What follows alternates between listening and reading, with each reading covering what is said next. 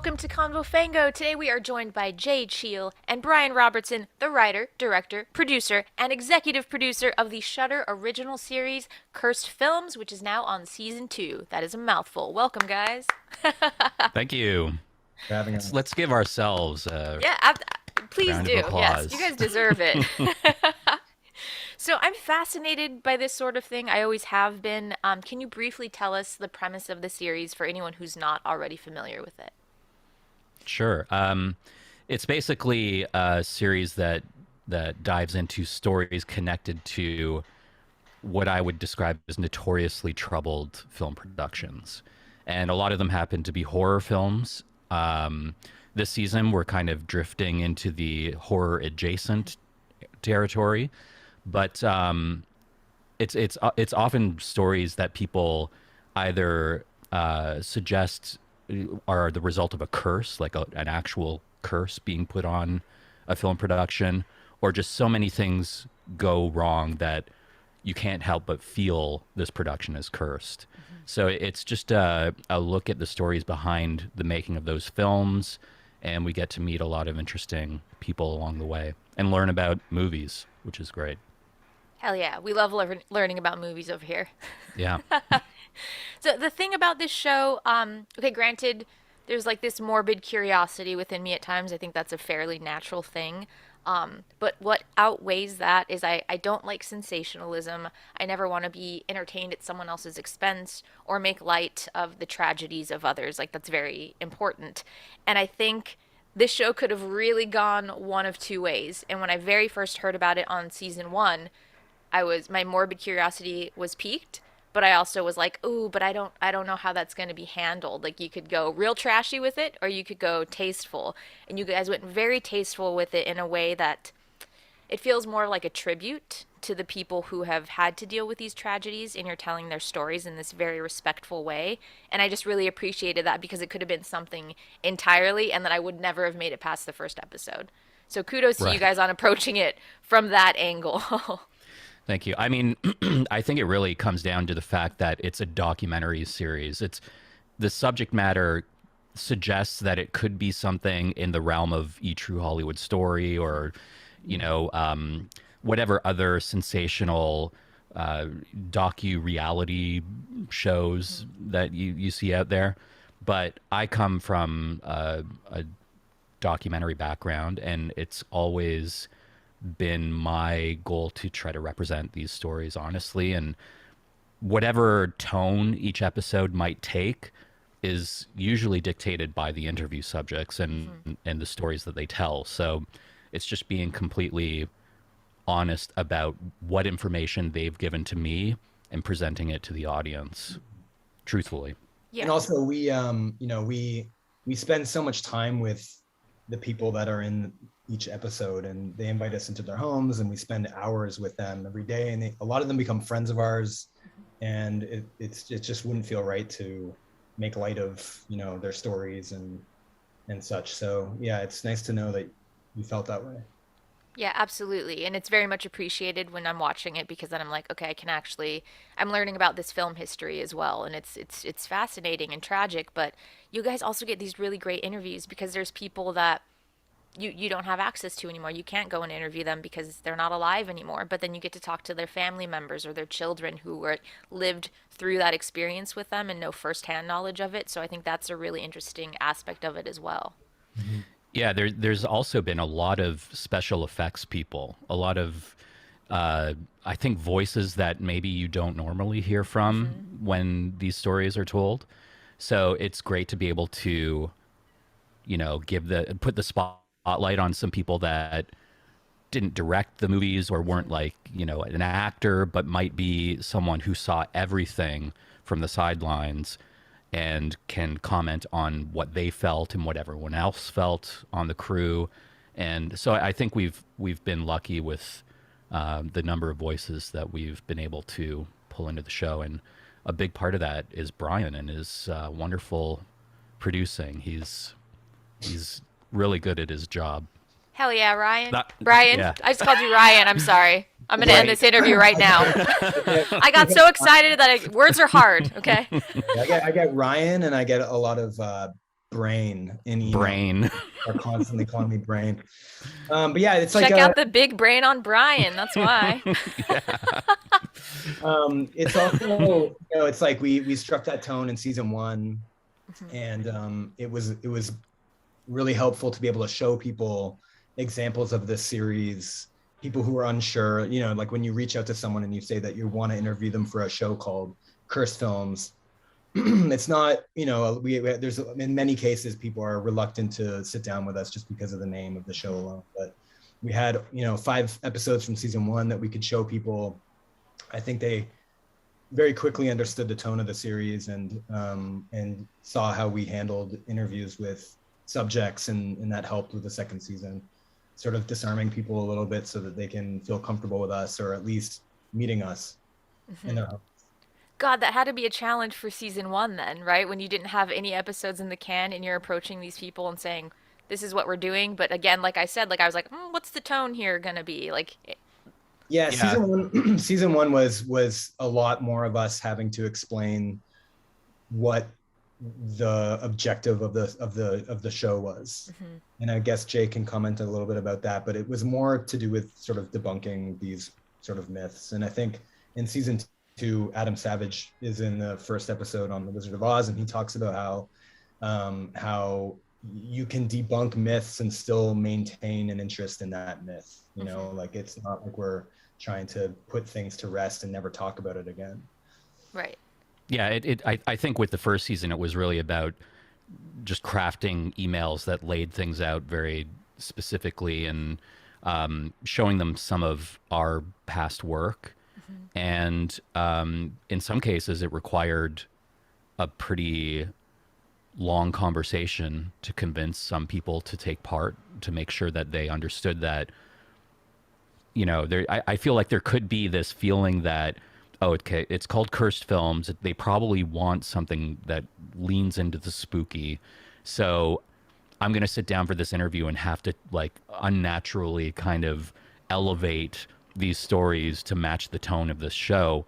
But it was the opposite. It was, getting people to sit down and maybe finally get to say, you know what, this is all bullshit. Like I don't like how this is talked about. And so it really was handing the control over to the subject in a big way for them to be able to tell these stories. And also I think it's important to note that the show is called Cursed Films. We're looking at these stories, but the show itself is not suggesting these films are cursed or suggesting they aren't cursed. It's just we're looking at these stories as a kind of talking point and trying to figure out why everyone's so interested in them, and going directly to the source, the people who were there, to figure out what they think about all of these stories as well. So, there's never really like a solid point of view in the episode outside of the bigger thematic concerns. Right. We let the subjects handle the discussions about why we're interested in these stories. So I think that's an important part of the show.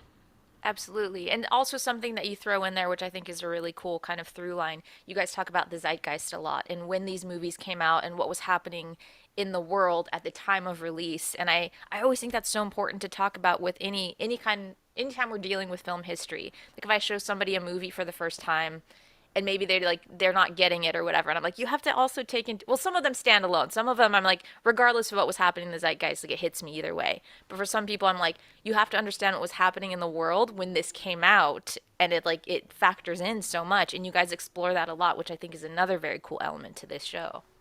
Yeah, I think the Rosemary's Baby episode especially gets into that, and where one might watch a film like removed from the time in which it came out and think, oh, this is, I've seen films like this before. This is not anything new. You have to consider at the time, what it was attempting to say and how it was sort of interfacing with what was going on socially and politically. And then you realize that this film was doing a lot more than it does maybe in some cases for us now. But there's also the case where some of these films, it's secular, like Hmm. they're it might be relevant at the end of the 60s and then relevant again at the end of the 2010s when we're dealing with, Trump and Hmm. whatever other societal situation that you might be in, and seeing, like, I always, when we were doing interviews for the Rosemary's Baby episode and in the first season, the discussion of the kind of newfound interest, at least on like the top surface of popular culture, in tarot cards and the occult and alternative spirituality and religion. Hmm.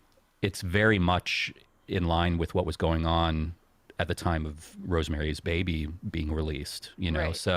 So I think it is a relevant film again, but it was relevant for some different reasons at the time that it came out. Right. Yeah, there's a huge like resurgence in that. I guess like you have like TikTok witches and like you know what I mean. You have all this Yeah. like it's like on Instagram tarot card readers. It's like this huge boom, and it's like had this just resurgence again in pop culture as like a whole. It's Yeah, yeah. interesting. And it makes you think like, well, why was there the resurgence at that time, Hmm. and why is there one now? What are the things that these two eras are sharing? And a lot of that is, I think, turmoil, Hmm. social and political turmoil. So, yeah, it's an interesting thing. So that aspect, the kind of film history aspect, is important as well, and we try to include as much of that as possible. I live for that stuff, so this show checks so many of my like absolute film nerd boxes. So Yeah, good, good. I appreciate it very much. So I imagine there had to be, you guys were interested in this for a reason. So I'm wondering if there was a particular movie or like a particular myth that you heard that made you want to explore the subject on like a larger scale. Like, did you have like a Holy Grail movie that made you think about this? Brian, I'll let you, because I talked a lot. I'll let you go first if you have I one, and then I'll. mean, getting into the series, like season one, we look at sort of like the five pillar horror films that are considered curse films. And on that list, the very beginning, we had been talking about this esoteric Russian film called Stalker, which has a whole mythology to it. And it didn't make the cut on season one, and we weren't sure if this second season was going to happen. And when it did, we were really excited about maybe having this opportunity to talk about this like masterful Russian, science fiction film by Andrei Tarkovsky.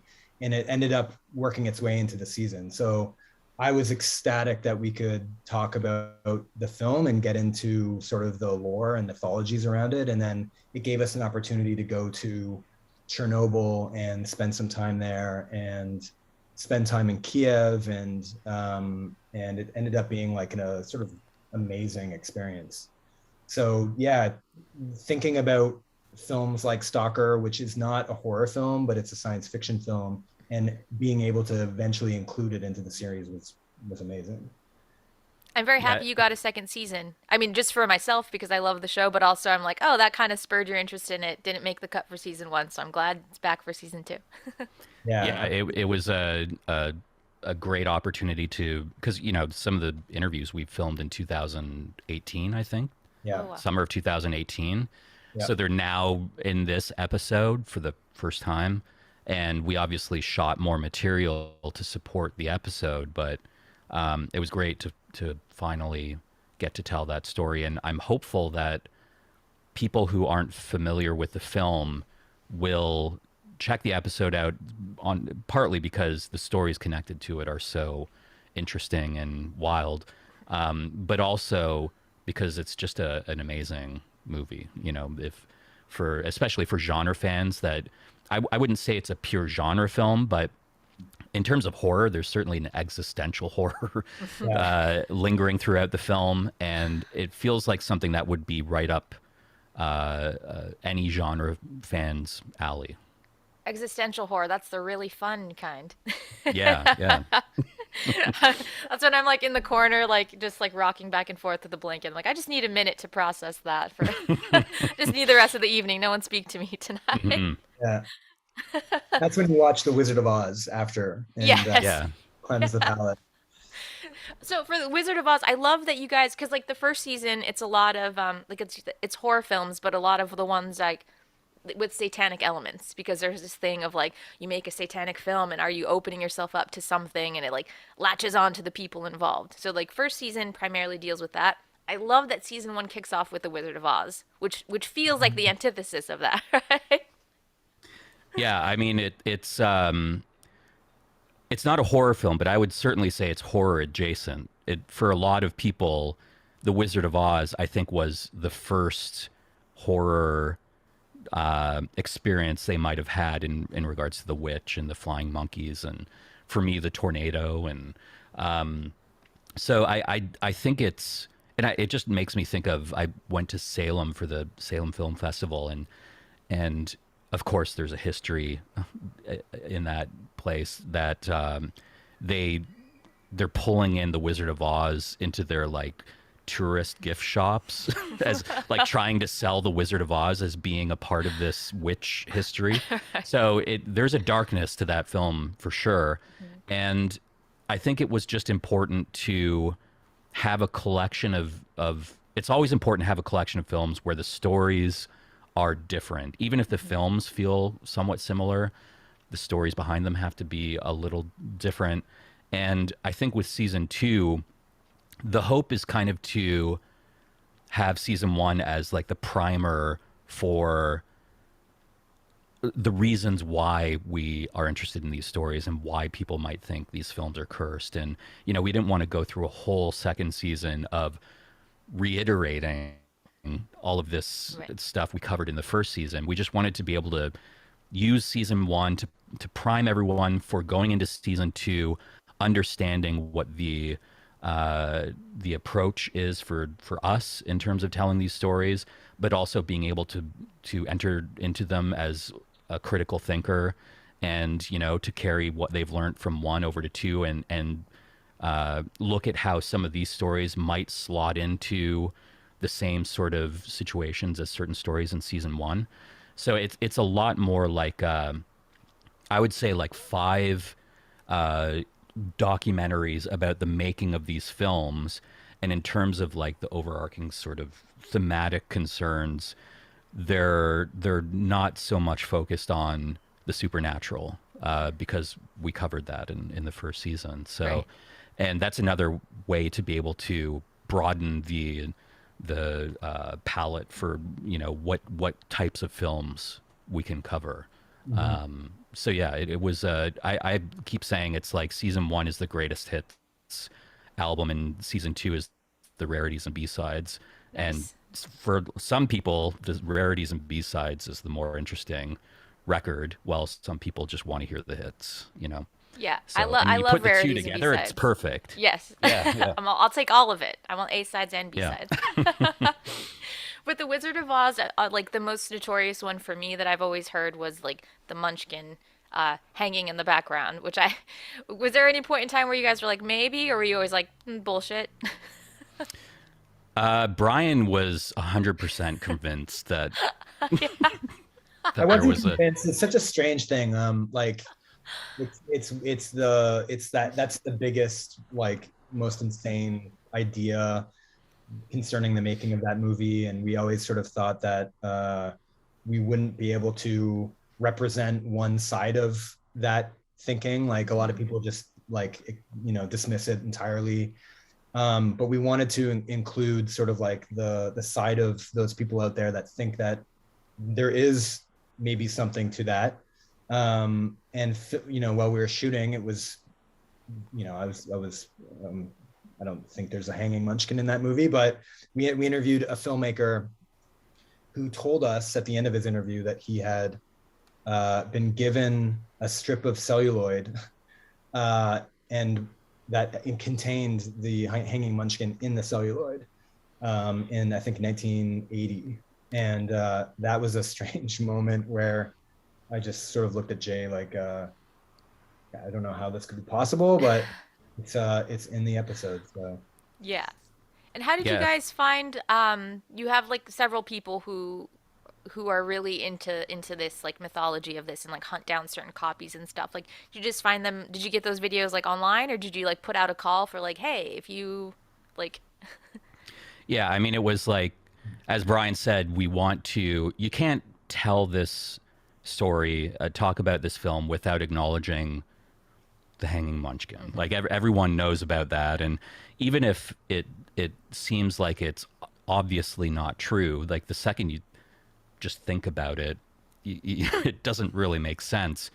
But we wanted to have that represented, and there's some YouTubers in there that the conspiratorial sort of interest in this story, and we did find an Oz kind of expert who happened to have sort of the more extreme views on what's real and what isn't. And he was willing to like kind of do a playback of both tapes and let us know which one is the one that supposedly has the hanging munchkin that was then like recalled and replaced. And so it's very it's like a mythology that I think has kind of just gone off on its own and become this sort of crowdsourced myth that people are adding to. YouTubers are cutting in little images of a hanging munchkin in the background, and then that's convincing certain people that it might be real. And then when they see that's not in the tape, then that suggests that this tape has been altered, and it just kind of goes from there. So we were happy to at least be able to represent that side of the more fringe, I guess, Oz fans who believe that that is real. represent the Lollipop Guild? Yeah. Exactly. Yes. No, I actually love that that stuff is in there because, I mean, urban legends are just fun. You know what I mean? Regardless of whether or not you believe it, mythology and mysticism, like, it's fun. That stuff is enjoyable. And I'm Yeah. not Yeah. saying I've never gone and paused the movie. I'm not saying I've never, like, gone to look for it. I'm just saying that I was like, that sounds kind of far-fetched. Like, why would they possibly leave it in there if they knew it was in the background? Well, I don't even Yeah. know if you would be able to, because you need to have a very specific VHS version of that film, which is extremely rare. And it's very valuable. This Very version. valuable. Yeah, exactly. My thing is, I'm like, okay, let's say that did happen on the set. I feel like that print would never have been released, that version. Like, it would have to be, like you said, the celluloid strip that exists that has that. I don't think any home video version would have that. That would be my take on it if it Yeah. was indeed real. I guess it depends on who you talk to, really, because yeah, there are people out there who think that that tape was released, and the studio recalled all those tapes and re-released the film with a different print.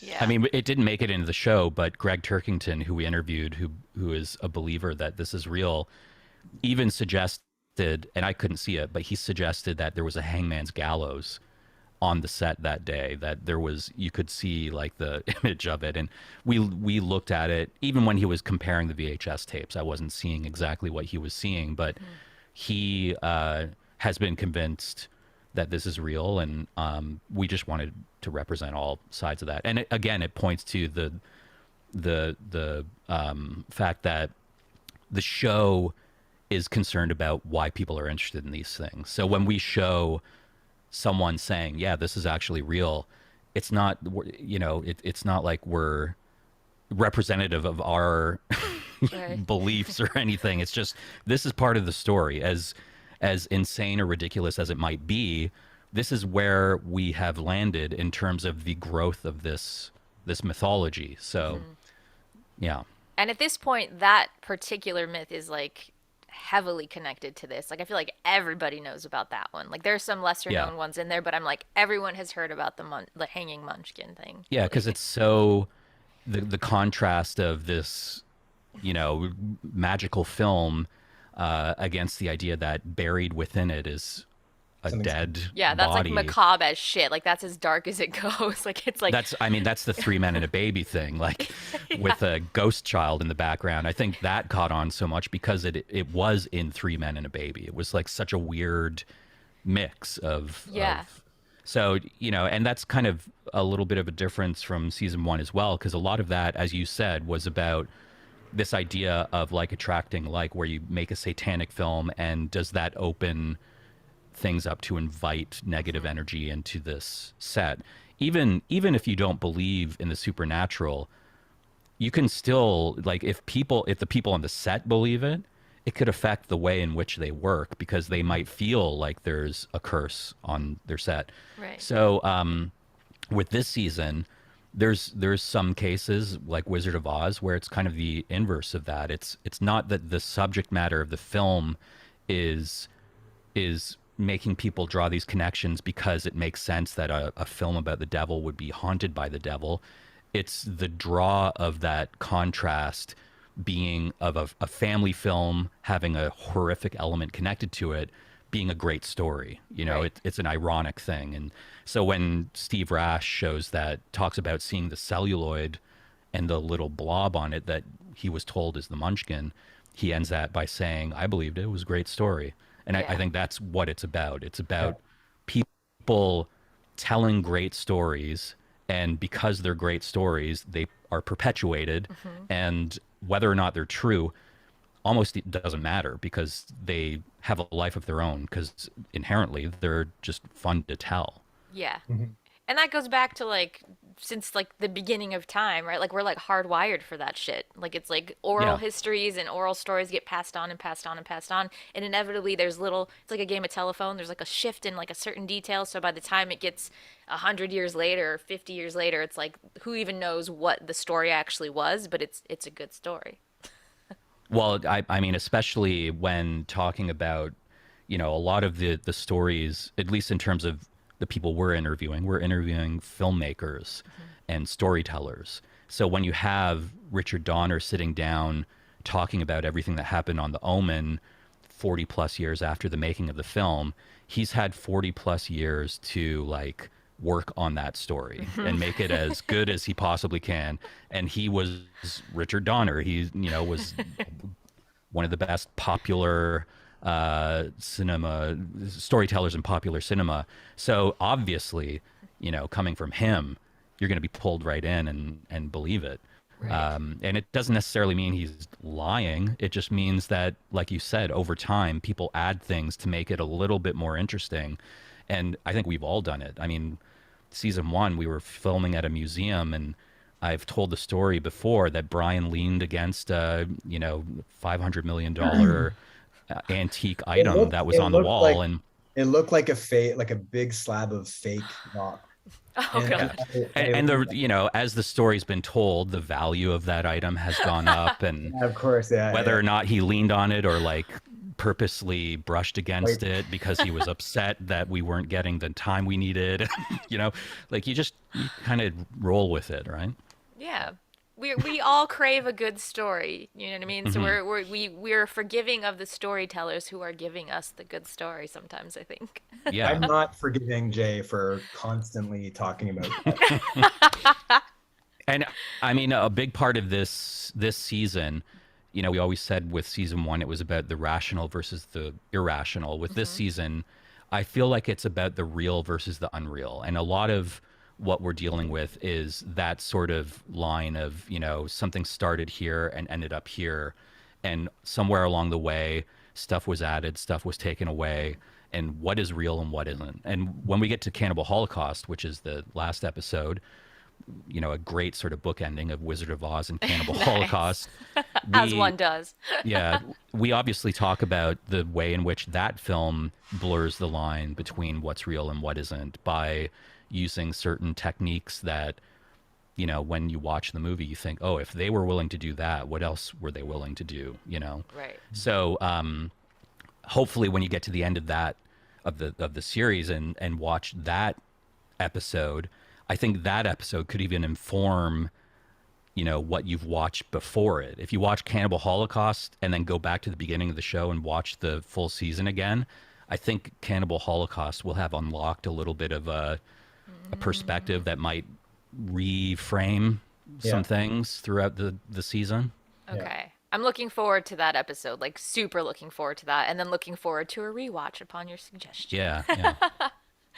I know we have to wrap it up, but I'm curious, is there anything I don't know, like if you went in with preconceived notions, I don't know what your personal philosophies are on if something can actually be cursed or if it's just easier for us to accept that. But is there anything that you learned that surprised you, either because it was like, oh, that's actually spookier than I thought it would be, or something that just totally debunked, but just anything that surprised you in all of this extensive research that you guys have done?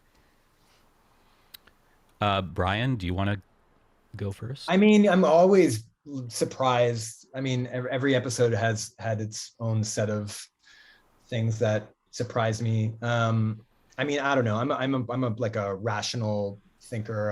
I don't believe in curses going into this, and there's nothing really that changed my thinking on that. Um, but coincidences are strange, and I think the coincidences are the things that are always sort of like they make you, take a step back. And like on season one with the Omen, it was a production designer being decapitated in front of a sign that said Omen 66.6 Yeah. kilometers, and that's like something that's always stuck with me. um but yeah. The How about you Omen get? one creeps me out a lot, I'll Yeah, just it's, say. it's a weird, there's a lot of weird things going on with the Omen Hmm. for sure. It's weird when you hear them confirmed by people that Yeah, were yeah, like part of the Richard. film, but again, there is an element of storytelling there. And I mean, for me, I would say the big takeaway was I am also a skeptic, but I think it opened my mind to not being so immediately close-minded about Hmm. considering the unknown. Yeah, And the idea that a curse doesn't have to necessarily be real in order for it to have an effect. You just have to believe in it. I love that. What a fucking perfect spot to end on. That was beautiful. Thank you guys. I love that so much. All right, thank you thanks. guys so much. Cursed Films season 2 is now on Shudder. Wizard of Oz and Rosemary's Baby are the first two episodes, and we've got new episodes every Thursday. Thanks so Ending with Thanks much. so Cannibal much. Holocaust. Ending with Yeah, Cannibal it's going to Holocaust. be a big finale. And then I'm going to do a Wizard of Oz and Cannibal Holocaust double feature that night. If But I you might play have to them, flip them. you have to Oh play them no. at the same time. It's Yeah. a I'm wild I'm going experience. to unlock some hell portal. I'm going to call you and be like, "Jay, what the fuck?" All right, thank you guys so much. Congratulations on the second season. I'm hoping for a third.